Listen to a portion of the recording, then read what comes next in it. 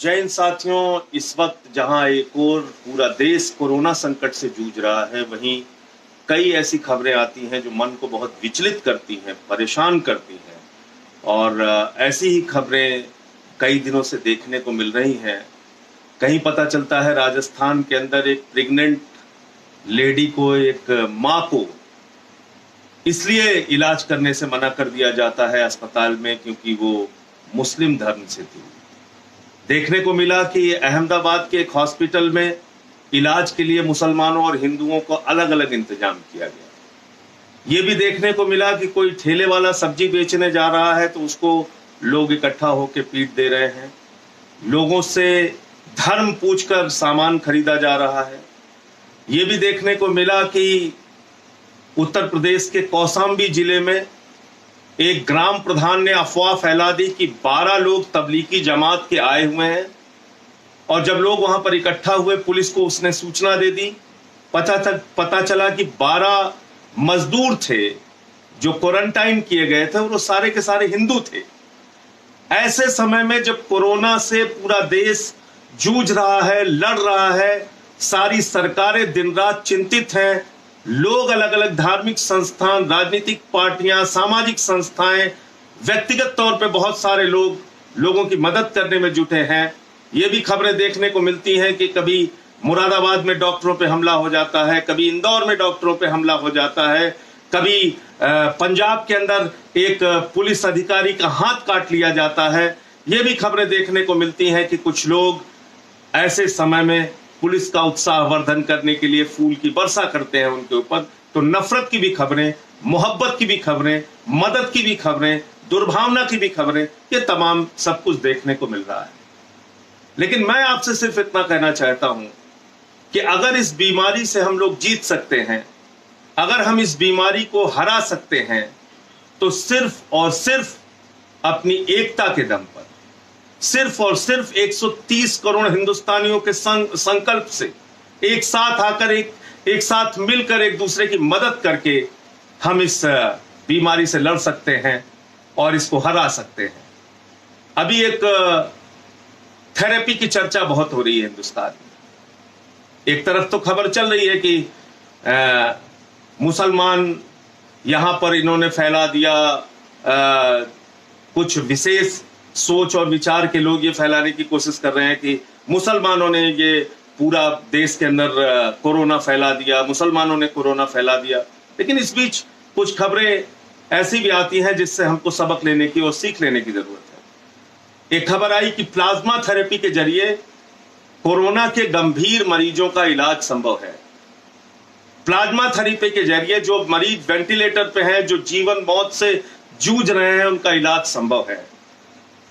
और दिल्ली के max health clinic में, मैक्स हेल्थ केयर में, वहां के डॉक्टर हैं सुधी बुधिराजा, उन्होंने इस थेरेपी से एक मरीज का इलाज शुरू किया।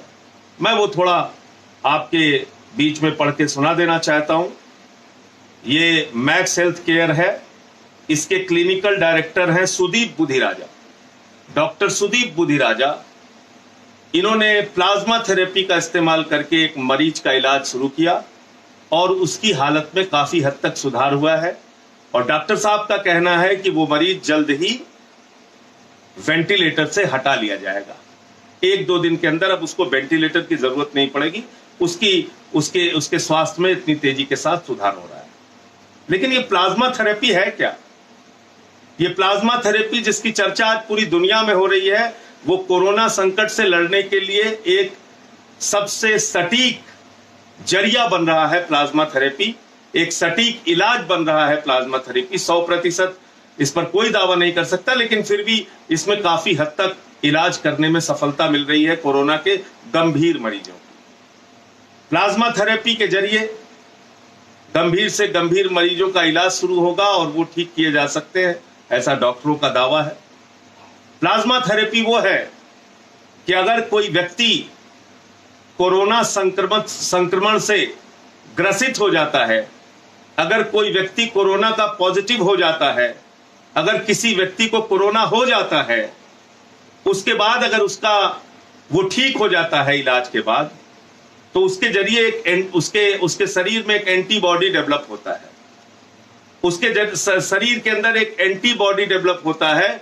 और अगर कोरोना से संक्रमित व्यक्ति जो ठीक हो चुका है उसका ब्लड निकालकर किसी गंभीर मरीज को उसका प्लाज्मा चढ़ाया जाए, उसका प्लाज्मा ट्रांसफर किया जाए, तो वो मरीज ठीक हो सकता है। यानी आप समझ गए, अगर कोई कोरोना पॉजिटिव का केस है, वो ठीक हो चुका है, तो उसके शरीर का ब्लड लेके उससे प्लाज्मा निकालकर अगर किसी गंभीर कोरोना के मरीज को ट्रांसफर किया जाता है तो वो ठीक हो सकता है, उसका इलाज संभव है, उसके स्वास्थ्य में तेजी से बदलाव आ सकता है। ये अब तक के मेडिकल साइंस के जरिए ये बातें निकल कर आई। तो आप कल्पना कीजिए कि पूरे देश में जो पॉजिटिव केसेस हो रहे हैं, जो लोग अफवाह फैलाते हैं, अगर उनकी भी बात मान लिया जाए कि मुसलमानों के ज्यादा पॉजिटिव केसेस हो रहे हैं, अगर वो पॉजिटिव केसेस ठीक होते हैं, उनके खून की जरूरत पड़ेगी और उन्हीं के खून से दूसरे मरीजों का इलाज संभव हो पाएगा। क्या ऐसे समय में उनके प्रति नफरत फैलाना कोई अच्छी बात है? क्या ऐसे समय में उनके प्रति नफरत फैलाकर हम उनको अपने से दूर नहीं कर रहे? अरे हिंदू हो, मुसलमान हो, सिख हो, ईसाई हो, किसी भी जात का हो, किसी भी धर्म का हो, अगर उसको कोरोना से पॉजिटिव हो रहा है तो ईश्वर से प्रार्थना कीजिए, अल्लाह से दुआ कीजिए, प्रभु यीशु से प्रार्थना कीजिए, वाहिगुरु से प्रार्थना कीजिए कि वो मरीज ठीक हो जाए। अगर वो मरीज ठीक हो सकता है, अगर वो मरीज इलाज के जरिए ठीक होगा, तो कहीं ना कहीं उसके ब्लड का उपयोग, उसके खून का उपयोग किसी दूसरे गंभीर मरीज के इलाज में किया जा सकता है, प्लाज्मा थेरेपी के माध्यम से, प्लाज्मा थेरेपी के जरिए। इसका मतलब जो मुसलमान आज कोरोना पॉजिटिव हो रहा है, ठीक होने के बाद उसका खून किसी हिंदू के लिए इस्तेमाल हो सकता है। जो हिंदू आज कोरोना पॉजिटिव से ठीक हो रहा है, उसका खून ठीक होने के बाद किसी मुसलमान के लिए इस्तेमाल हो सकता है। भाईचारे और गंगा जमनी तहजीब, हमारी एकता का ये सबसे बड़ा उदाहरण होगा। इसलिए साथियों और दोस्तों, आप लोगों से निवेदन है, ये काम बंद कीजिए और ऐसा करने वाले हर व्यक्ति का खुलकर विरोध कीजिए जो किसी ठेले वाले को, किसी सब्जी वाले को, किसी सामान बेचने वाले को, किसी छोटी मोटी दुकान करने वाले मुसलमान को ये कहकर परेशान करते हैं और उसका सामान फेंक देते हैं या उसके यहां से खरीदारी करना बंद कर देते हैं क्योंकि वो मुसलमान है। या फिर उन लोगों के भी विरोध में अपने स्वर बुलंद कीजिए जो लोग धर्म देखकर इलाज करते हैं, ये जानने के बाद कि ये मुसलमान है, उसका इलाज करने से अपना हाथ पीछे खींचते हैं। ये हमारी संस्कृति नहीं है, ये हमारी सभ्यता नहीं है, ये हिंदुस्तान की पहचान नहीं है।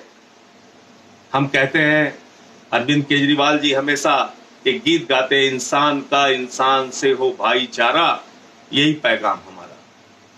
हिंदुस्तान की गंगा जमनी तहजीब की यही पहचान है, हमारी एकता, हमारे भाईचारे की यही पहचान है। हिंदू धर्म जो वसुधैव कुटुंबकम की बात कहता है पूरा विश्व हमारा परिवार है, ये हमारे हिंदू धर्म की भी पहचान है। हम सबको अपने परिवार का एक सदस्य मानते हैं। तो इसलिए साथियों, आज इस कोरोना संकट के समय में एक दूसरे की मदद करने के बारे में सोचिए, इंसानियत और भाईचारे के बारे में सोचिए, नफरत को हराइए, मोहब्बत को जिताइए। जय हिंद।